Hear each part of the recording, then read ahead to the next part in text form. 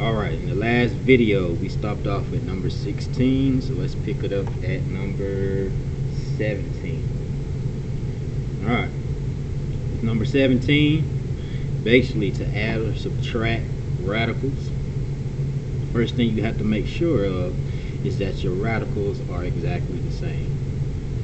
So this is 4 square roots of 5 minus 2 square roots of 5. As you can see, both of the radicals are exactly the same, and so you can treat it like terms. 4 square roots of 5 minus 2 square roots of 5. 4 minus 2 is 2, and then keep the square root of 5. So your answer here is 2 square roots of 5. As long as your radicals are exactly the same, you can add or subtract the coefficients in the front of those radicals.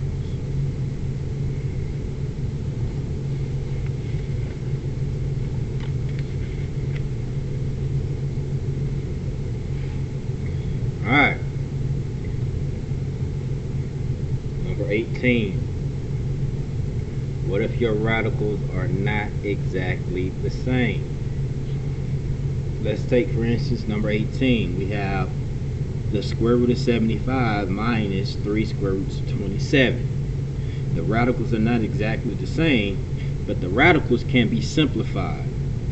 75 can be rewritten as the square root of 25 times 3. And then the square root of 25, so that 25 comes out as a 5.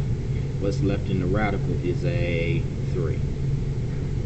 Alright, minus 3 square roots of 27. The square root of 27 can be rewritten as 9 times 3. Okay, now the square root of 9 will come out as 3, but there's already a 3 in front.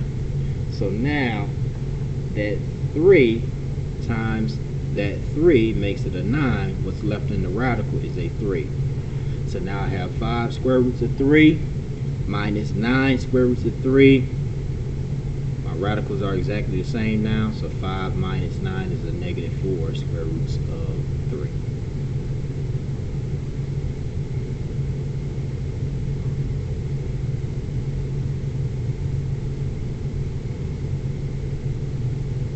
Alright, let's look at another one.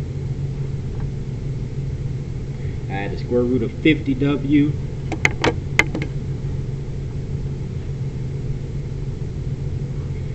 minus the square root of 18w.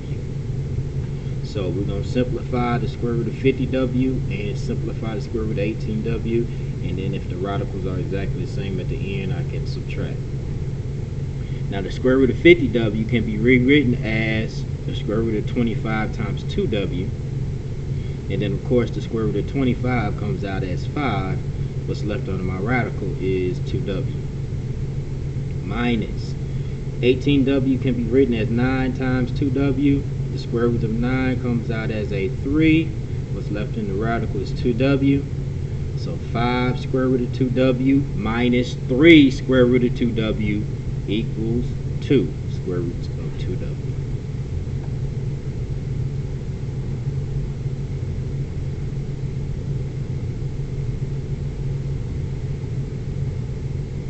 Alright, same thing with number 20.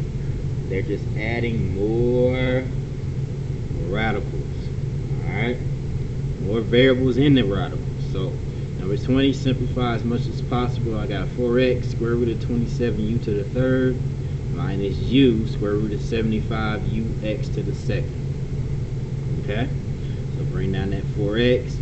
We can rewrite 27u to the third as the square root of 9 times 3, breaking up to 27, and then the square root of u squared times u. Okay, breaking up so that u squared can come out and the u will stay. So the square root of 9 is 3, and that 3 is going to come out and hit that 4 and make it a 12. Okay, this 3 is going to stay. U squared comes out as u. That u will stay, and so this first radical breaks down to 12xu square root of 3u. On the other side, we have u square root of 75ux squared. Alright, we can break up 75 as 25 times 3. The u is going to stay the same, and the x squared will stay the same. So the square root of 25 comes out as 5. The 3 is going to stay. The u is going to stay, and x squared comes out as x. So the 5 comes out, the x comes out, the u is already in the front, so that makes it 5xu. What's left under the radical is a 3u. So now I have 12xu square root of 3u minus 5xu square root of 3u. So all of that is the same. And so we can just subtract those coefficients in the front. 12 minus 5 is 7 xu square root of 3u.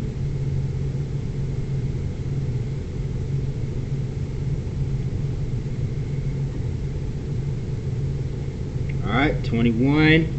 It's a little simpler. It says simplify the square root of 75, square root of 7, times the square root of 5. As long as your roots are the same on your radical, you can multiply what they have on the inside. So the square root of 7 times the square root of 5 is the square root of 35. And then you just make sure that the square root of 35 is in its simplest form. And that's it.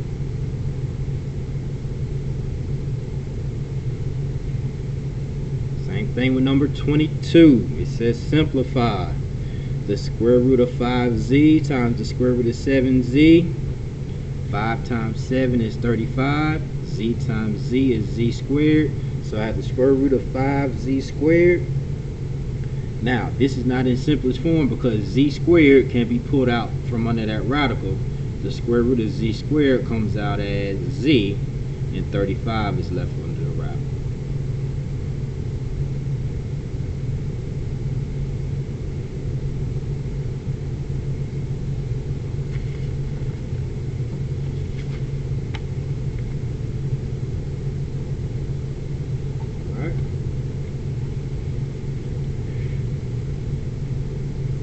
Look at number 23. It says simplify the square root of 8x x to the 6th power y to the 4th power times 2 square root of 2x squared y to the 9th. So the first thing I'm going to do, since these radicals have the same root, they're both the same, is I'm going to multiply what they have on the inside. So 8 times 2 gives me 16. X to the 6th times x to the 2nd gives me x to the 8th. Y to the 4th times y to the 9th gives me y to the 13th power.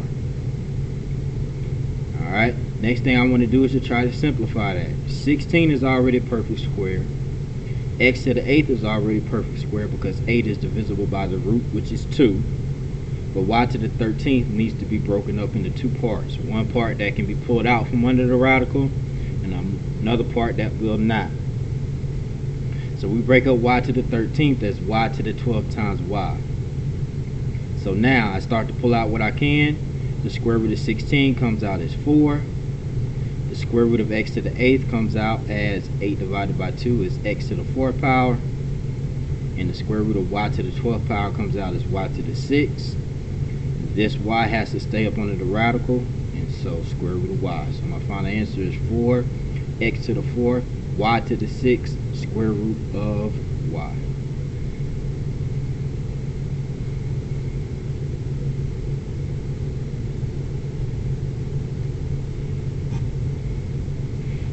Alright, number 24. Multiply square root of 3 times 8 minus the square root of 5.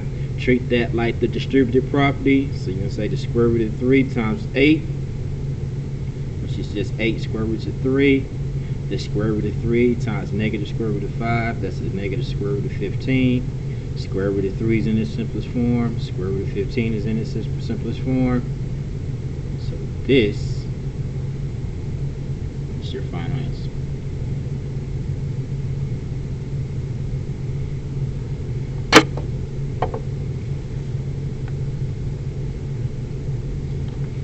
Alright. Piggybacking on number 24. We're going to do one where we have to use the FOIL method. So I made this one up. Let's say we have 3 square roots of 2 plus 7 times 3 square roots of 2 minus 7. Okay, we're going to use the for method. So first, outer, inner, and last. My first, 3 square roots of 2 times 3 square roots of 2. The 3 times the 3 is 9. Square root of 2 times the square root of 2 is 2. Alright. And then 9 times 2 is 18.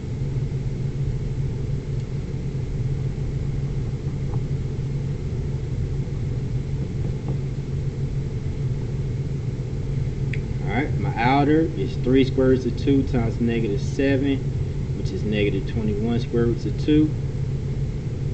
My inner, 7 times 3 square roots of 2 is positive 21 square roots of 2. And then my last, positive 7 times negative 7 is a negative 49.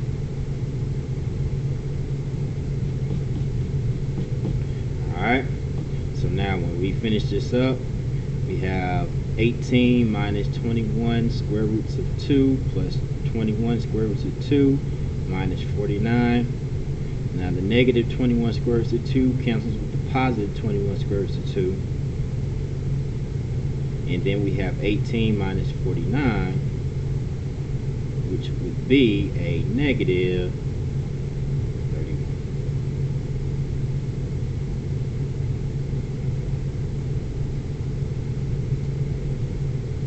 Alright, so that's multiplying using the for method. So when you have binomial times a binomial, make sure you use the for method.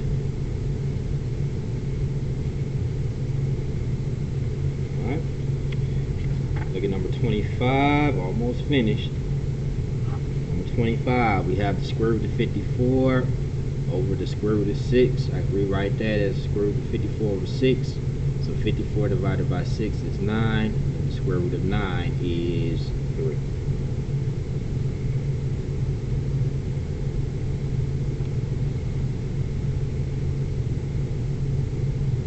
Number 26, it says rationalize the denominator and simplify. You have the square root of 7 over the square root of 3. Alright, to rationalize your denominator, what they want you to do is to get that radical out of your denominator. So to do that, you multiply by that radical. So if it's the square root of 3, I'm going to multiply by the square root of 3 over the square root of 3. So the square root of 7 times the square root of 3 is the square root of 21. The square root of 3 times the square root of 3 is the square root of 9. And then the square root of 9 simplifies to 3. So my final answer is the square root of 21 over 3.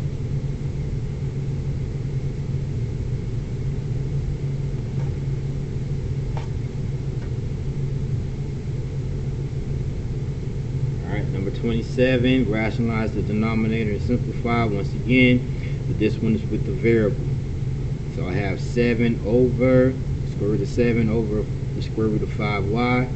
So whatever my denominator is, I'm going to multiply the top and the bottom by that. So I'm going to multiply by the square root of 5y over the square root of 5y. 7 times square root of 7 times square root of 5y. 7 times 5 is 35y. So that's the square root of 35y. Square root of 5y times square root of 5y is square root of 25y squared. And I can simplify that. The 25 comes out as 5. Y squared comes out as y. So my final answer is the square root of 35y over 5y.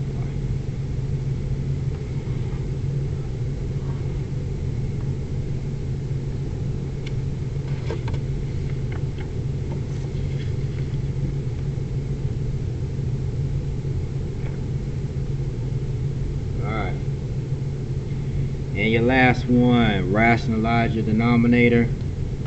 Now, with this one, to rationalize my denominator, I have a little hiccup in my denominator.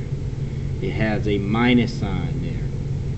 So whenever your denominator has a minus or plus sign, you have to multiply by the conjugate of the denominator. And the way you get the conjugate of your denominator is just by changing that sign. So if it's a minus sign, I'm going to change it to a plus sign. If it was a plus sign here, I would have changed it to a minus sign. So for me, I'm going to multiply by the conjugate of 2 square roots of 5 minus 3. So I'm going to multiply the top and the bottom by 2 square roots of 5 plus 3. Alright, the top part, I'm going to just treat it like the distributed property. Negative 9 times 2 square roots of 5. Negative 9 times 2 is negative 18 square roots of 5. And then negative 9 times 3 gives me the negative 27. As for the bottom, I have 2 square roots of 5 minus 3 times 2 square roots of 5 plus 3.